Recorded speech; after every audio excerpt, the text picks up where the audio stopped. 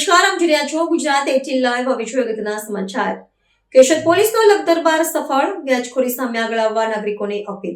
Keshod police station ખાતે યોજાયેલા વ્યાજખોરી વિરુદ્ધ લોક દરબાર કાર્યક્રમ સફળતાપૂર્વક પૂર્ણ થયો હતો, જેમાં મોટી સંખ્યામાં નાગરિકોએ હાજરી આપી હતી. પોલીસ દ્વારા આયોજિત આ કાર્યક્રમમાં વ્યાજખોરોના ત્રાસથી પીડિત લોકો પોતાની ફરિયાદ રજૂ કરવા આગળ આવ્યા હતા. કાર્યક્રમ દરમિયાન પોલીસ તંત્રએ નાગરિકોને વિશ્વાસ અપાવ્યો કે વ્યાજખોરી જેવા ગેરકાયદેસર કૃત્યો સામે કડક કાર્યવાહી કરવામાં આવશે અને દરેક ફરિયાદને ગંભીરતાથી લેવામાં આવશે. લોકોમાં જાગૃતિ લાવવા અને તેમને નિર્ભય બનાવવા આ લોક દરબાર મહત્વપૂર્ણ સાબિત થયો છે. પોલીસ દ્વારા અંતમાં ફરી એકવાર અપીલ કરવામાં આવી છે કે જો કોઈ પણ વ્યક્તિ વ્યાજખોરીનો ભોગ બન્યા હોય અથવા આવી કોઈ ફરિયાદ હોય તો તેઓ હજુ પણ નિર્ભય બની પોલીસનો સંપર્ક કરી પોતાની ફરિયાદ નોંધાવી શકે છે. પોલીસ તંત્ર હંમેશા નાગરિકોની સુરક્ષા અને ન્યાય માટે પ્રતિબદ્ધ છે.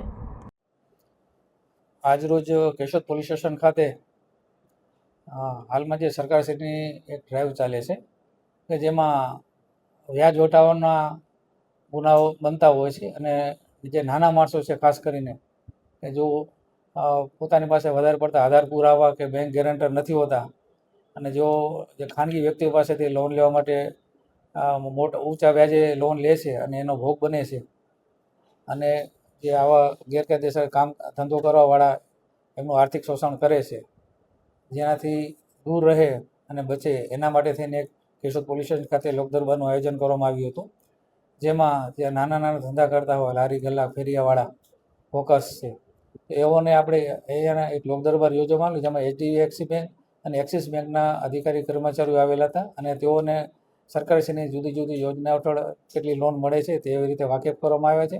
તેમના પેમ્પલેટ પણ આપવામાં આવ્યા છે અને એમાં શું શું પ્રોસિજર કરવાની છે એની પણ એમને જાણકારી આપવામાં આવેલી છે, જેને કારણે લોકો વ્યાજને ચક્કરમાં પડે નહીં અને ખોટી રીતે એમનું શોષણ ન થાય.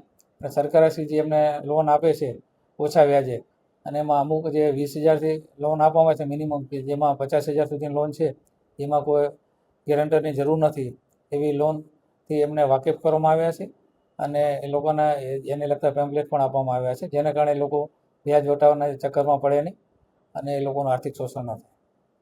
તેમજ તેઓને એ પણ કહેવામાં આવ્યું છે જો કોઈના વ્યાજ વટાવવાના ભોગ બનેલા હોય તો તેઓ પોલીસ સ્ટેશનનો સંપર્ક કરી અને પોલીસ સ્ટેશન એમના વિરુદ્ધ જો ફરિયાદ આપશે તો એમના વિરુદ્ધ કાયદેસર કાર્યવાહી કરવામાં આવશે.